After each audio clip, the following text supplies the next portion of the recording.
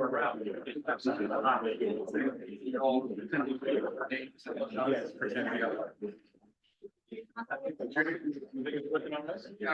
back to order, please.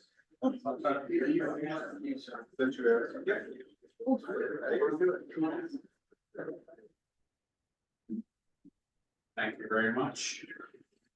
I would like to ask Nancy Meow to be able to introduce our program today. Friends, again, it is my blessing to be with you. I am the Reverend Dr. Nancy Meow, and I serve Shenandoah Presbytery as Associate General Presbyter. It is my privilege, if you would all turn around and make welcome, as they say down in Nashville, Dr. Jacob Cook, pastor of Christian Ethics at Eastern Mennonite Seminary. Thank you for that. He will be doing his talk about transformative leadership and having tough questions about tough issues in your congregations and helping to form them into bodies that can take up that work themselves. Am I right? Okay. And welcome.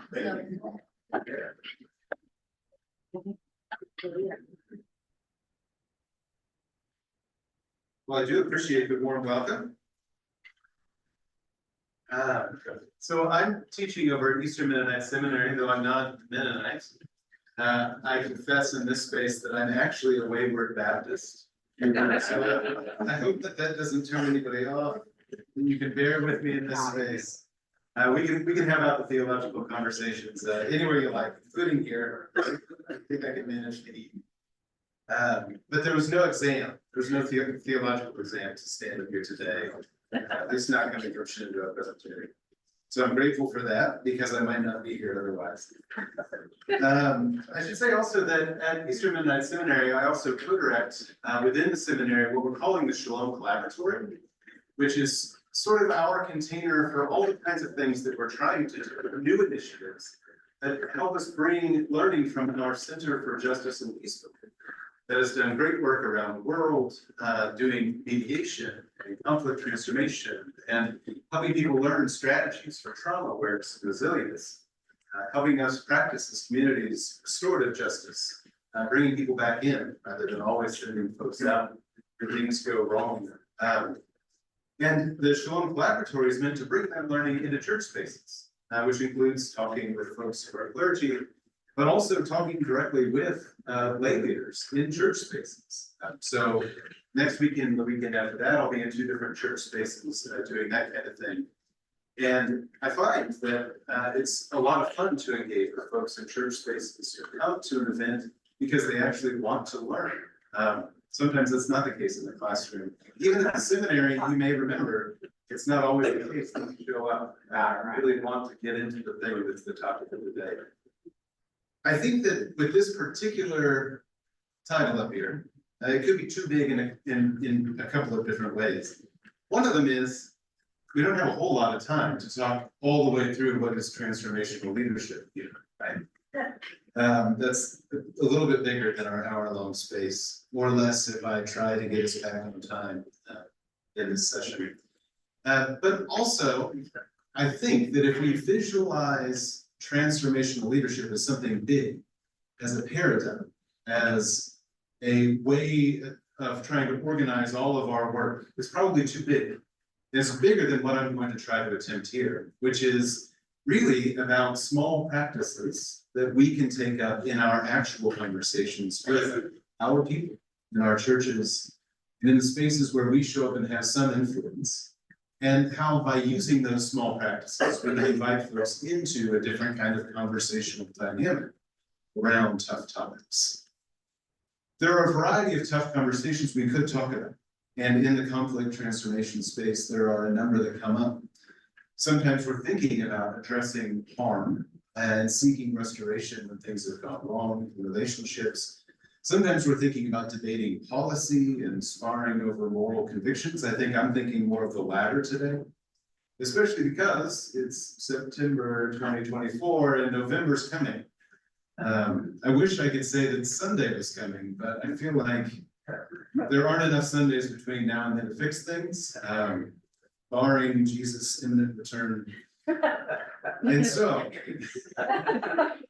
the big question I bring today is when and where are we forming our people to embody and skillfully advocate for peace and justice? To embody that with one another and to advocate for it in spaces where that's not the dominant theme. From the adaptive leadership world, I think this is kind of where I'm coming from, I gather. And this is also true in the social change models that I've studied. It's also true in the liberation theologies that I've taken in. Transformation hinges not on galvanizing the leader on the stage, the person who has the authority in the space, as if there was one of them. It hinges on the work of the people, on the liturgy, on the laity. And that said, for those who are aware of power dynamics, adaptive change does often start with the leader, and it has to engage others. So I thought it'd be helpful to put up here first this, which is one way of distilling what adaptive leadership is all about. The way that I learned it at the Kansas Leadership Center, that's the beautiful building in the background there in downtown Wichita. They say there are 5 basic principles to adaptive leadership. It's an activity, not a position. Anyone can do it anywhere, anytime. Leadership starts with you and it must engage others. It is about our toughest challenges and it's risky. And the implication there is it's risky, but it's worth it. And so that's a question I leave lingering for us today. I think that there are people here who would say it is worth it. Trying to see if I can get my clicker to do the thing that I wanted to do, but it's not. I had a very nice plug to put in here. I got it. There it is. Perfect. So we have at least one person here who's recently published a book on this. Yeah. And in this case, right, making the case that adaptive change is not so scary, and that in fact we see examples of that kind of change being needed, being undertaken, even with some skill in our scriptures. And so I would suggest to anyone who has some interest in the things we're talking about here today to give that one a try as a way of engaging lay folks in this conversation.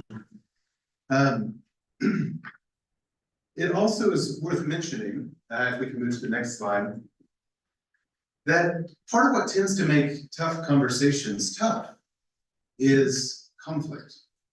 We're thinking about conversations in which we are not on the same side of something. It could be an issue, it could be a value, it could be somewhere in between. And part of what needs to happen in order for us to engage in a constructive conversation is a reframe of what conflict even is. This is a piece that I draw from the world of conflict transformation, which is already a new language for describing what can happen with and because of conflict. There was a time when professionals in the kind of conflict world were talking about conflict prevention. That was the primary set of skills. How do we keep conflict from mounting? Then the model became, how do we manage conflict when it occurs? And then how do we resolve conflict so that we can get back to the homeostasis or something like it that existed before? But moving to the language of conflict transformation, part of the theory that comes with that is conflict is actually normal. And it's not all bad. It can be a force for good if we have the skill to navigate it well. And so that's a piece of what I'm hoping that we can bring, at least wrestle with in our conversation today. We can expect conflict. I may not need to tell any of you in this room that. We can expect it. It's a normal part of our lives. It happens. And it's not necessarily associated with sin. It is the way things are to be in a world with real difference and real diversity. And I should also say from the start that my favorite time to have this conversation with a church or a group of people is when things are relatively peaceful. Because this is the best time, right, to practice with some of the skills that can actually get us through when the waters get choppy. So we need the time when the heat is high to really galvanize the skills. But it's really tough to learn anything new in the midst of really, really tough conflict. And so while getting used to uncertainty and conflict may be something that adaptive leadership experts would say we need to do, we might want to get used to it in smaller doses in advance. So I put in front of you this model that comes from the restorative justice and nonviolent, Kenyan nonviolent trainer, Kazu Haga, his great book, Healing Resistance. And he says that if we want to make conflict constructive, if we want to do something creative in the midst of conflict, there are three conditions we should watch for. We have to have at least two of these. One is relationship. So the conflict needs to be occurring in the context of a relationship that we actually care about, that we have some investment in. You can imagine how there are some conflicts where this is not the case, right? Neighbors who never really saw eye to eye, or when you think about massive global conflicts where opposing parties are not really connected with each other. But in church spaces, we tend to think that the relationship that exists in that community is worth it. We want to preserve this thing. And so that's already something in our favor, that we have some positive history together, a community that can hold us. The second is structure. And often when things do go wrong, we call in an expert to provide some structure so that we can work through conversations to maybe get back to some semblance of okay, right? The third is skill. And of course, when you bring in a mediator or somebody from the outside, you're relying on their skill as well. So you get all three in a model like that.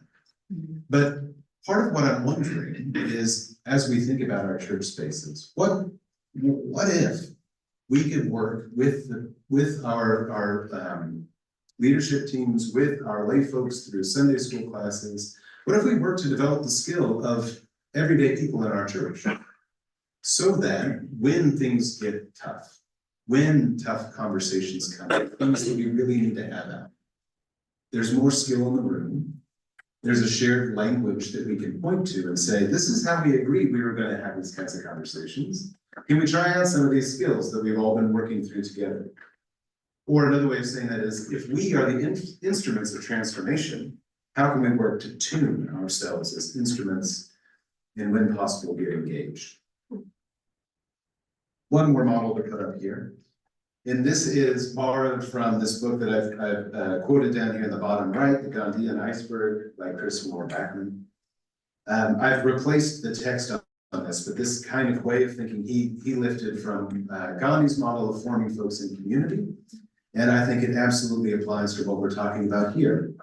And that is to say that you notice in an iceberg that most of the mass of this thing is below the water, right?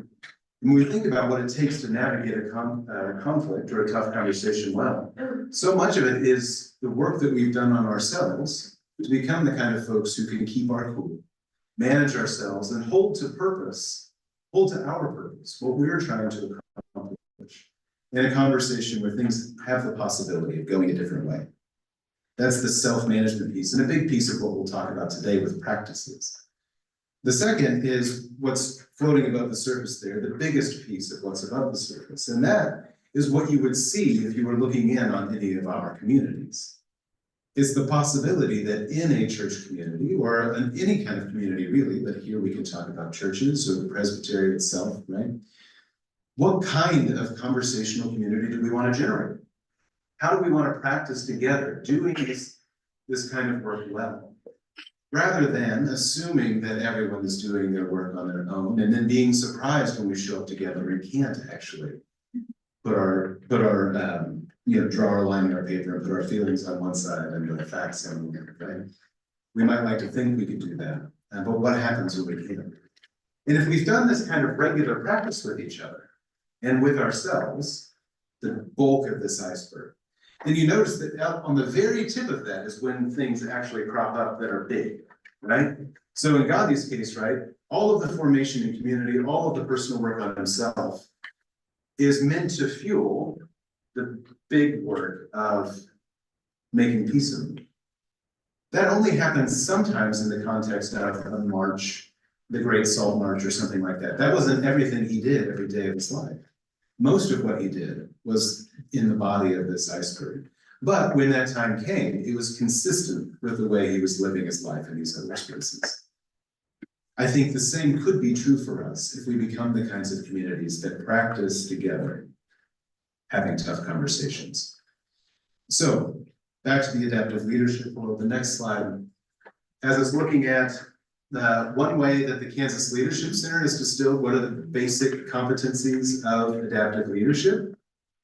These are, I think, eminently applicable to our topic today, tough conversations. The first is we need the skills, we need frameworks to help us diagnose what's happening, to understand what is even the conflict about if there is conflict. What are the possible areas in which we might be disagreeing?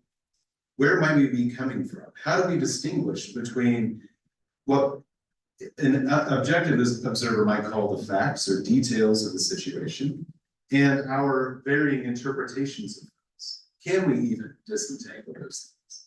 And then if we can do that, can we begin to ask questions about, in a third line maybe, what should be happening here that is not obvious in either of these two instances?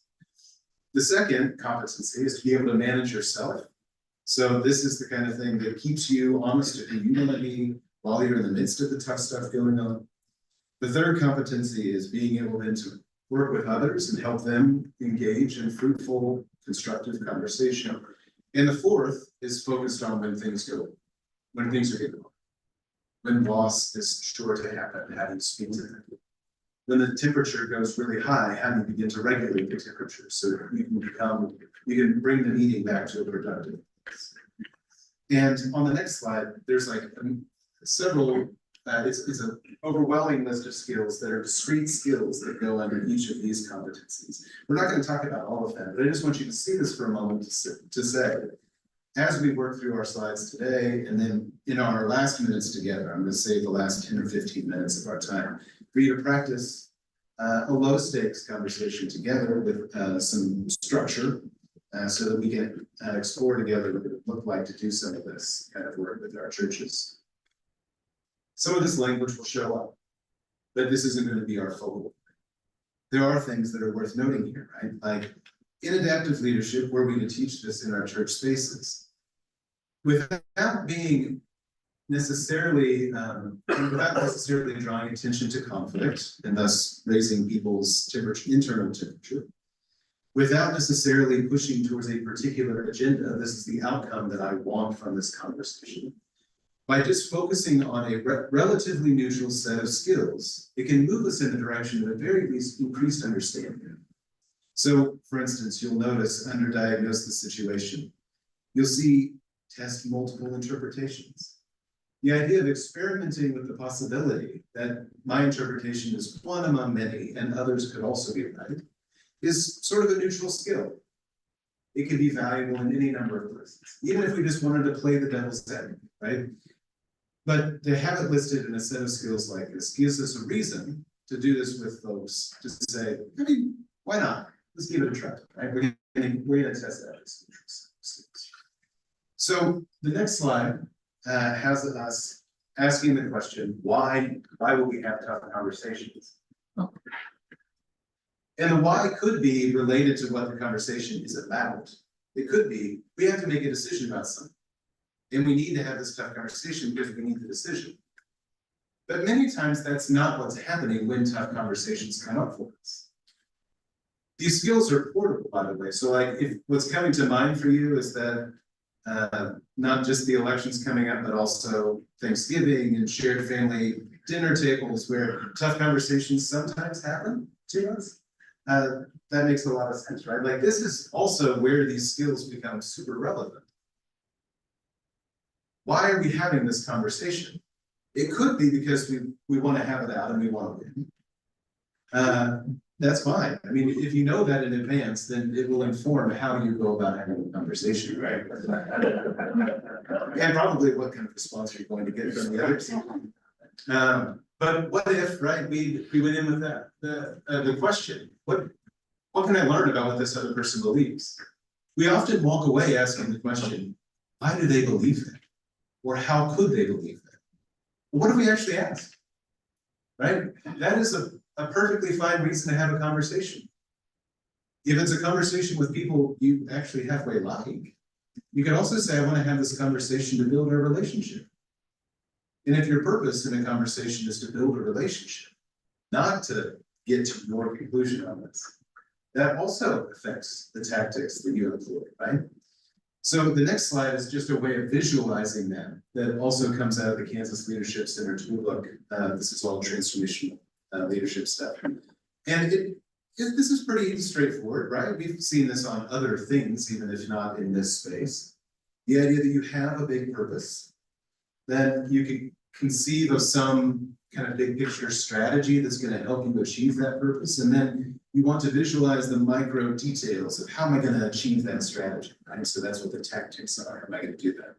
The next slide, I'm going to actually stick in some things that are going to help us think about that. So it's colorful and maybe a little bit small, but I'll read some of this to you. On the purpose, right? We could say we want to engage in a good conversation or build our relationship. Or you could say, after having worked on some of these things yourself, I'm just trying to see if I can do it. Can I have a good conversation? Even if the other person is maybe not in the same place I am, can I do the thing that I want to do in this conversation? Yes, well, how do I do that? Well, we could practice the Ted Lasso method, right? Stay curious, don't be judgmental.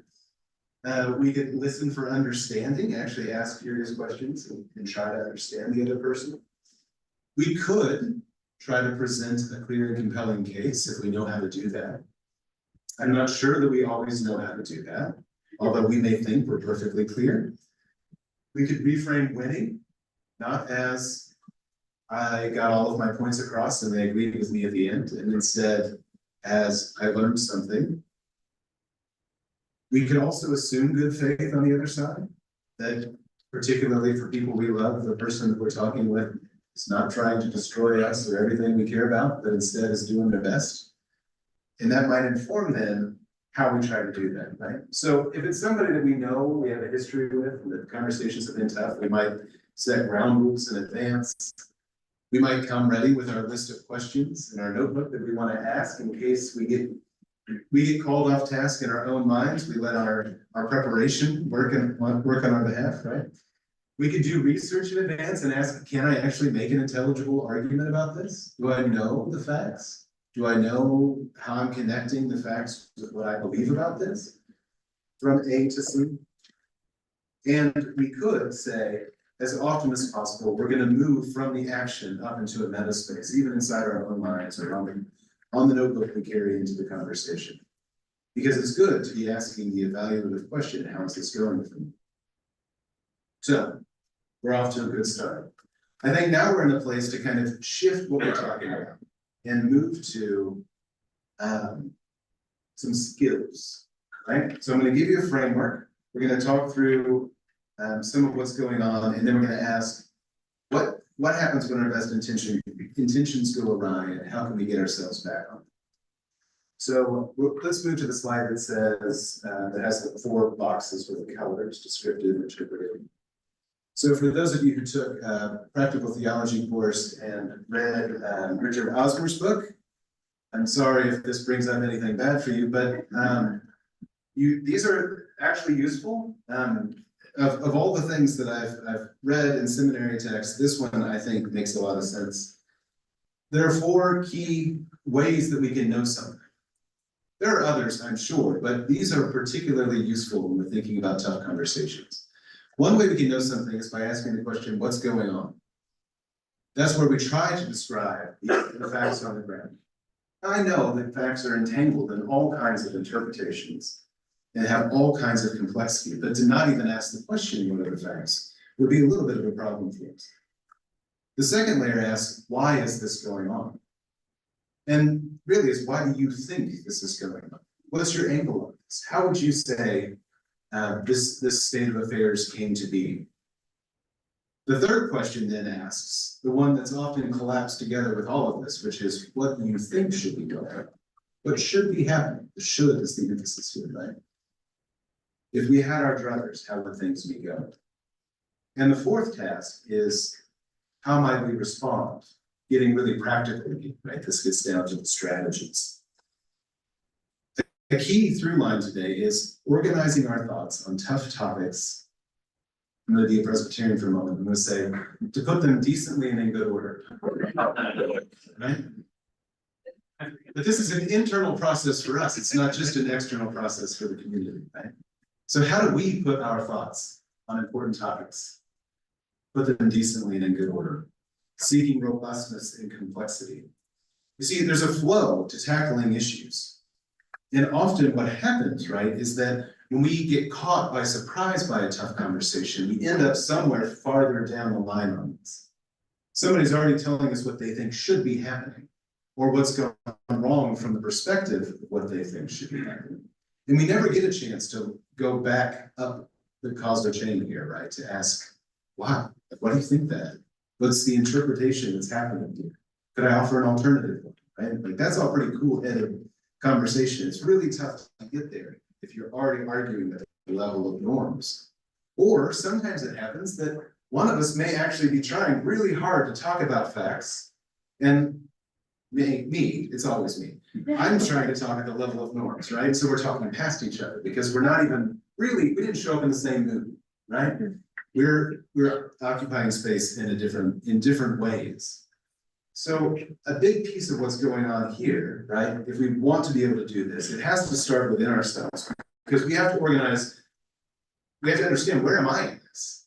Before we can then ask, are we on the same plane, or are we operating in different planes? And if we're on different ones, how can I join them where they are?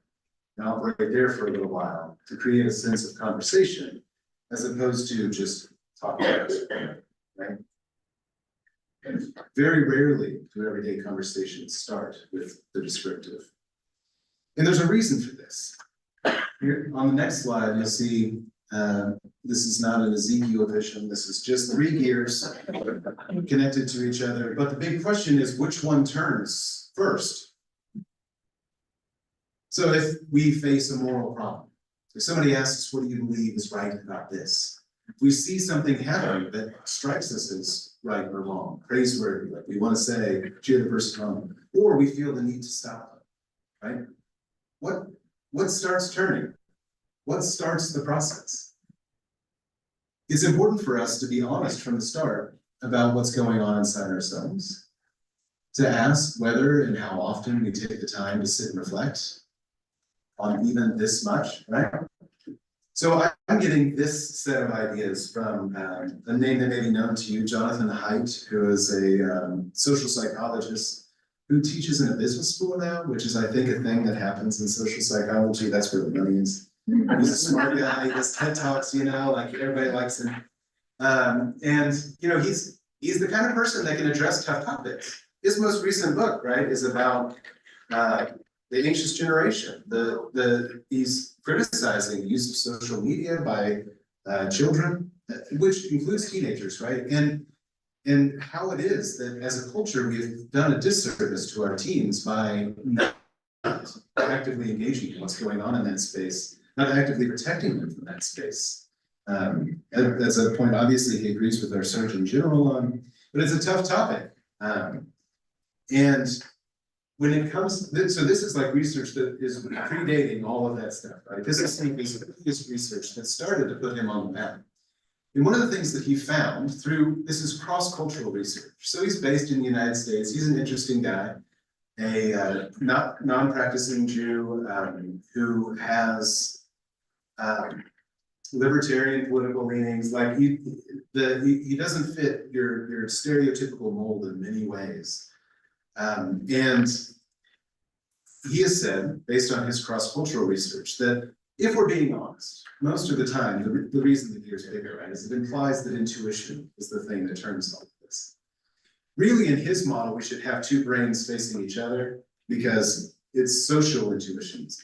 It's not just that one person on their own has an intuition. It's that we're in the presence of others, and we're asked to make a statement or to do something by another. And that makes a difference. But he says that intuition is the thing that tends to drive our moral process. Of course, we can give reasons.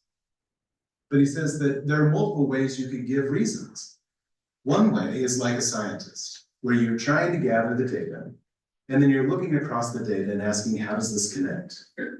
And because you have data in front of you, you can give the reasons the data have demonstrated, right? You start from the granular and you work your way up. But he says most of the time what we do instead is when we're asked the question, we're not even always asked, right? Sometimes we'd rather not be asked. But when we are asked, often what we do is we approach this like good lawyers who have been given your side of the argument. And so we can defend it with reasons. But whether or not those are reasonable reasons is an entirely different question. And so part of what he wants to ask us then, if this is how we tend to operate, if our intuitions and our judgments tend to be strongly influenced by the people around us, so that it's much more common for other people's intuitions and what they say to us, their judgments, to impact our judgments, it's more likely for that to happen than for us to reason our way to our own conclusions.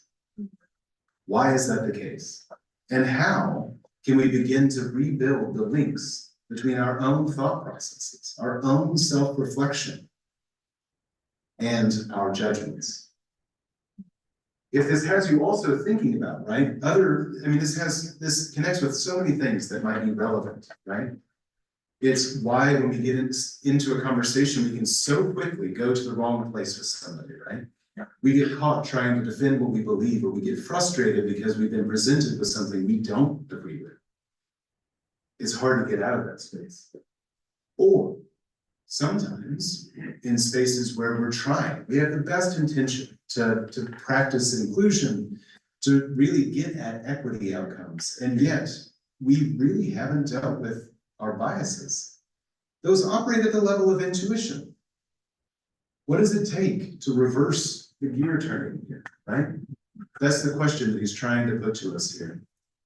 What is the possibility of doing this? But this is why conversations get so tough. And why, even though in a context like this, so we're all here, and I'm presenting this to you, and I know everyone here understands this, right? I can see it on your faces. You guys are tracking. You're doing great, right? You probably already knew all of this. The question is, why is it so hard to move it from our brains into our mouths and hands? Right? That's the question that we're asking. And so soon we're going to move to when the best intentions go awry. One more step in between though, and this is particularly about moral, troubled conversations of a moral nature. The next slide you'll put up. I'm sorry for the image. It is, I know it's arresting, and it'll probably haunt you in the night.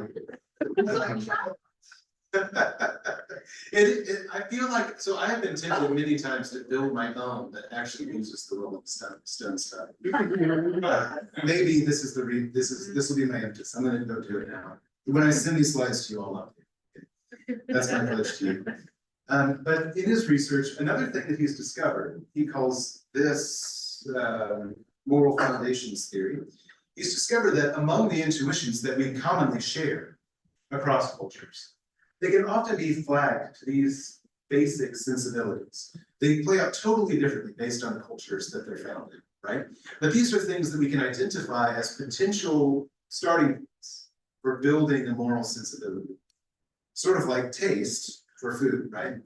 And so he says, we could focus on any of these things individually or all of these things together. In fact, I'm not going to do it here because it's right now, but he also flags this to political parties and how all that works out, right? You can make your own assumptions, but these are the 6, right? He says care versus harm, fairness versus inequity, loyalty to the in-group, liberty or freedom. That was the 6th one that he added with less data, but he's a libertarian, so we'll forgive him this. Authority and appeals to authority or appreciation for an authority figure, and sanctity or purity, which is obviously at home in some church spaces.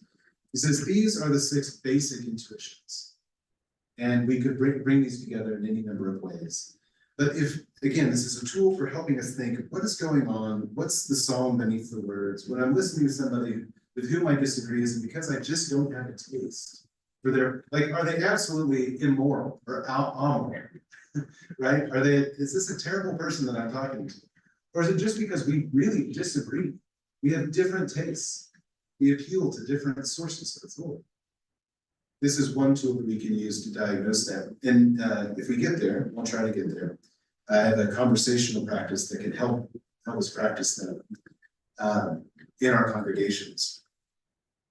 So the next slide begins to unpack the question of what happens in the gap between our thinking and our mouths and our hands. And I think there are three key things that get in the way of us actually doing the things that would make for peace. We would probably all be really good at this already, if we could just move what we know is true into our active lives. And I'm thinking also, right, like bear in mind that I see you all as folks who are active in the leadership of your churches. And I'm imagining you as working through this kind of stuff with the folks in your churches.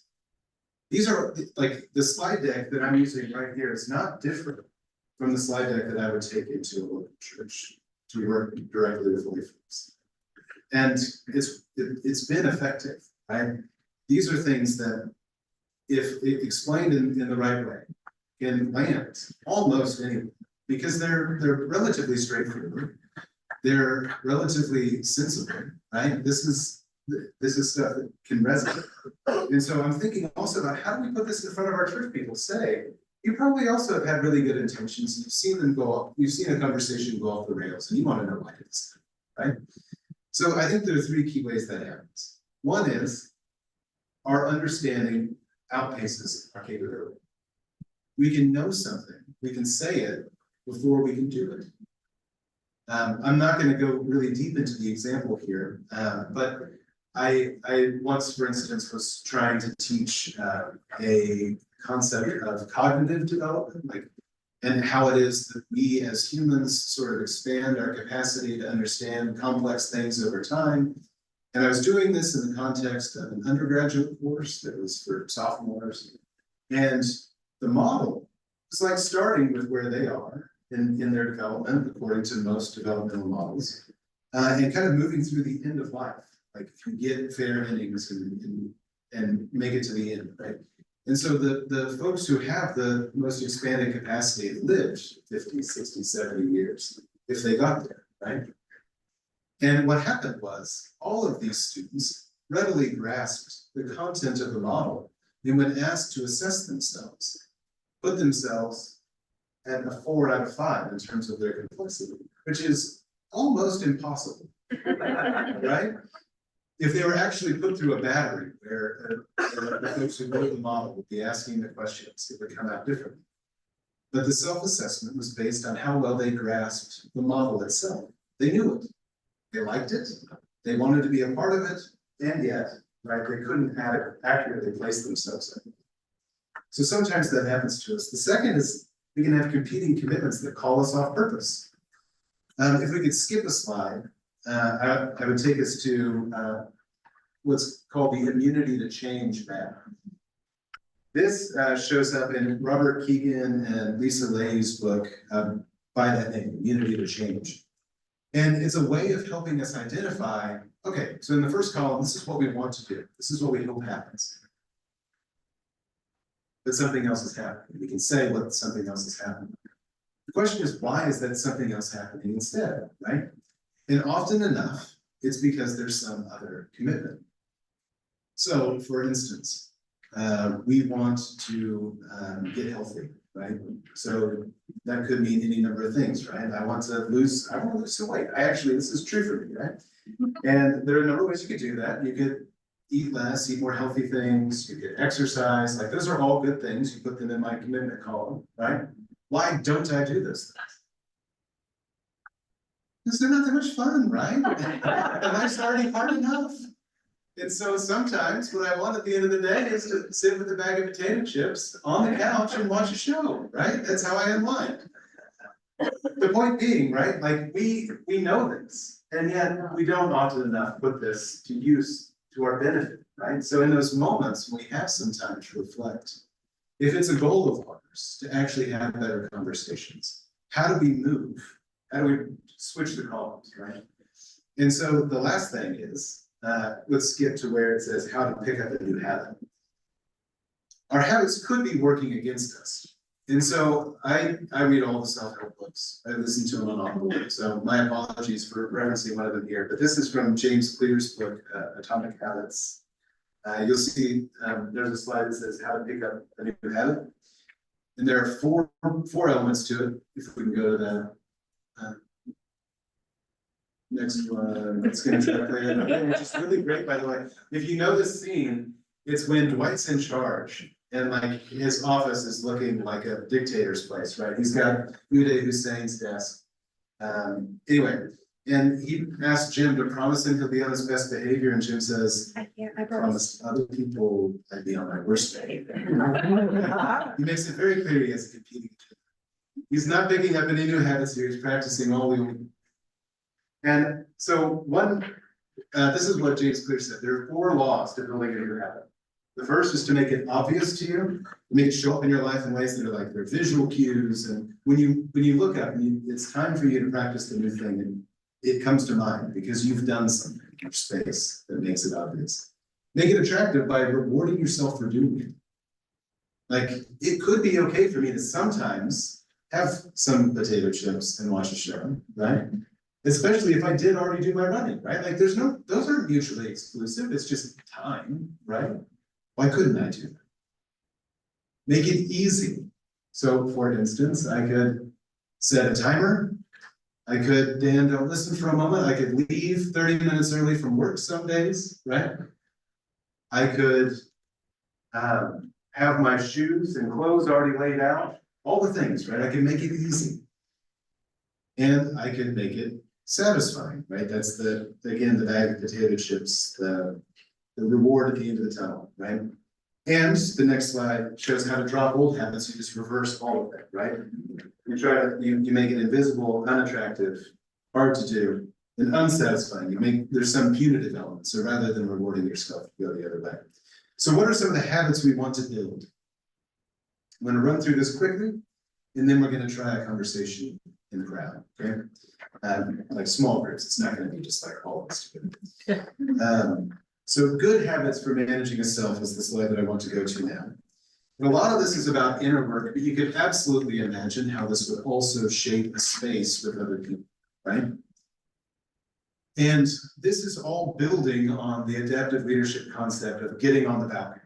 So the idea is, if the dance floor is where the actions happen, right? This is the tough conversation, and we're an active dance partner, right? Sometimes, if there's a problem, if you're stepping on each other's toes a little too much, and you're in the midst of it, and you don't know whose fault it is, right? I know, it's mine. But I was gonna say my husband. yeah, well, yeah, same like this. But it's helpful, right? It would be helpful if he didn't know that. If you could take him to the balcony so that he could see who's stepping on whose toes, right? Whose misstep is making this happen. It's not all negative, right? The idea is to get up and to look at what's happening at a higher level, to get out of the fray and to examine, to reflect what's going on in this particular space.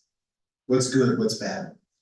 And these are some ways that we could do that. So in a conversation, you could find that you could say to yourself, this isn't going well. That's a fine thing to do sometimes. You can admit it. And then instead of doing what you were already doing, you could instead try to observe the dynamics. And then sometimes it helps to actually like write your observations. That's what the next one's about. But to shift between being a participant in the conversation to being someone who's more observing. It's harder to do when it's one-on-one, easier to do when there are multiple people in the room, right? But it's totally possible, even if it feels a little awkward. It's totally fine to do that sometimes, right? The next one is to live journal with a split page, like an ethnographer would use. So like if you're going in the field to like study a group of people, your journal would have a line down the middle of it. And on one side, you're gonna write, this is the thing that they did. This is the song that they sang. These were the instruments they played. These were the people who were not participating, or it appeared as though they were not participating. On the other side, you'd be asking, why aren't those people participating? I need to go back and ask them questions later. Why did they choose these instruments? How is it that they're okay with the music sounding this bad? Like those are the kinds of things, right? Your internal monologue, stuff you definitely have to keep inside. But you put that somewhere so that it can get out of your mind and out of your way. You can do that in a conversation, it may be a little awkward, but you can do that. It's something that you could add that would actually be a useful tool for this last item here, right? Before and after kind of examen practice, how did that go? How do I feel about it? How's it sitting with me? What are my questions that are ongoing? If you have actual notes, contemporaneous notes, you can ask those questions. Reading the temperature and asking curious questions. I mean, that's about emotional intelligence, right? So you have to have a little bit of that. Otherwise, we should probably work on that too. Listening to the song beneath the words is connected to that as well. What are the values being expressed, even if the person on the other side of this conversation isn't saying it eloquently? We might quibble with how they said it, but what are they trying to say? Can we assume that they're doing their best? What are they trying to say? We can take a 5-minute break. We center. You can get to the practice even of asking the question, how do you think this conversation went? At the end, right? We're at the midterm. You can take a break halfway through and say, how is this going? And if we have more time together, how do we want it to go? All things that are helpful. I mean, especially if you're thinking about meetings in your church spaces where you're trying to get something done and the heat's going up, right? But take a pause and say, I'm noticing temperature's pretty high in this room. What's going on, right? These are all things that can help us navigate tough conversations. The question is, how do we make these, right? Obvious, attractive, easy, satisfying. And I think it probably has to do with treating ourselves to whatever. I mean, I'm a salty guy, but the ice cream we can eat, right? Like we need bucket programs for adults. We need something that tells us if you do the work, you're going to get some reward. It's fine, right? We're human. It's okay to treat yourself in that way. So the one big question, right, after all of this, so I've been talking a lot, now it's definitely your turn to talk and do more of the talking. But I want to say, how do we develop a conversational life that incorporates these things in the community, right? Like that's the question. And there are a number of ways that we can do it. I've got examples, like when I send these slides to y'all, I'll make sure that they're available so you can see them. You see, I've laid out 4 different conversations that I've tried in church spaces that are kind of, some of them are fun. Some of them are less fun, but we're all like suffering equally in them. So like, it's right? Suffering produces.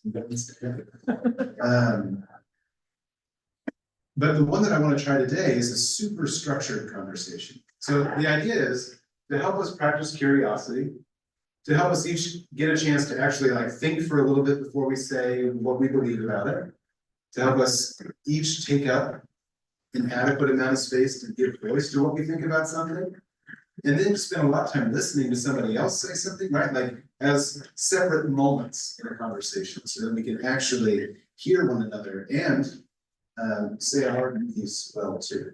So if we could skip down to where I've given a conversation prompt. This would be slide, you won't believe this, this is slide 35. I've actually got 62 slides. I won't give you all of those. Some of them are meant to tantalize, like, you know, there's more to be done here. For instance, what do we do in episodes of tension or conflict out on the point of the iceberg? Like, there's a lot to say about it. It's a lot of fun. It was fun for me. But that's not what we're going today. But if you put up the conversation prompt, that's number 35. The conversation prompt is intentionally, actively forming people for and through tough conversations worth the risk. So like if we kind of are up on the same page on this stuff, whether we understand all of it or have read all the same books or any of that stuff, right, that based on these slides that are already been up here, right? Is it worth the risk to do this more expansively with more of our people? Yeah, sorry, you're seeing some of those images. You're gonna want to know what they're about. The fire I've never actually used in a, it's just there to remind you of what could happen. So the conversation that we're gonna have here, right, and we're gonna break into groups of 3 or 4 is it worth it? Is it worth the risk to do this? And if so, what's your role? Each of you individually think, well, what's your role in the process? And if not, it's not worth it, what do we do instead? Okay. So now I'm going to put up the instructions. That's the next slide. This is where we let the timekeeper be the bad guy. So let's break into groups of 3. We're going to pick a timekeeper to ensure that the time flows decently and in good order. we're gonna spend one, we don't have to do that, yeah, this is an out of date slide, we don't have to spend that first minute, so you get that one back, that's free. You can reflect on the group question individually for about 3 minutes. And then, let the timer be the bad guy again, right, so you've already picked a timekeeper. Use your phone, right, let the thing make a sound. And after 2 minutes, or for 2 minutes, you're gonna share your own reflection while others listen to you speak and work. Then, for 2 minutes, others share what they heard and ask you questions while you listen, and then for 1 minute, you're gonna respond what others have asked. We're not gonna be able to do this for everyone in the group, so the boldest among you, or you could say who's most excited and pick the other person, right? To share. Do whatever you wanna do it, right? Like this is all experimental, right? And part of what's helpful about doing these kinds of things together with folks you halfway like is you can raise the heat intentionally and there's like relatively low risk. So let's try this. Everybody's gonna think for a few minutes after you break into groups. You're gonna pick a timekeeper, and then we're gonna let one person share, everyone else asks, and then they get 1 minute to respond. Sound good? Can we do this in our respective places? We have almost enough time to actually